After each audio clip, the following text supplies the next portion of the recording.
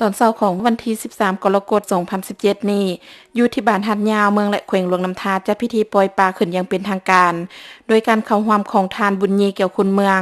ห้องเลขาพระแขวงห้องเจ้าแขวงหลวงน้ำทา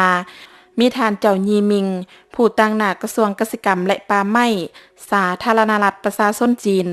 ห้องหัวหน้าห้องการคุ้มครองการประมงแม่น้ำยังซีเกียมพร้อมด้วยคณะมีบรรดากรรมการพรรคแขวงส่งกองบัญชาการหัวหน้าแผนกห้องแผนกการที่เกี่ยวข้องเข้าร่วม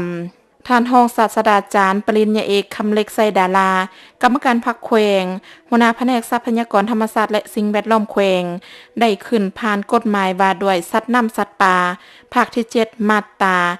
64มาด้วยการกำหนดเอาวันที่13 กรกฎาคมเป็นวันอนุรักษ์สัตว์น้ำสัตว์ป่าและวันปล่อยป่าแห่งชาติทั้งเป็นวันคล้ายวันเกิดของประธานสุพรรณวงศ์และได้ปฏิบัติตามสัญญาการร่วมมืออนุรักษ์ทรัพยากรน้ำระหว่างแผนกทรัพยากรธรรมชาติและสิ่งแวดล้อมแขวงหลวงน้ำทาสปป.ลาว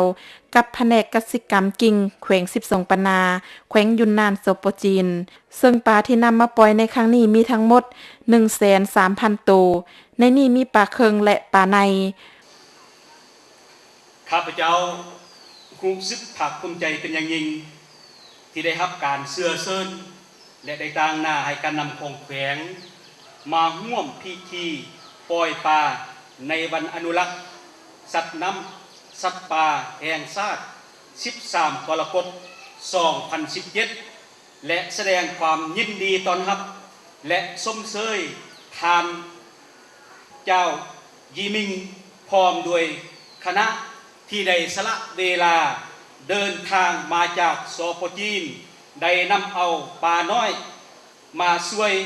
พวกข้าพเจ้าจำนวนล่วงหลายขอแสดงความชมเชยอย่างสุดอกสุดใจ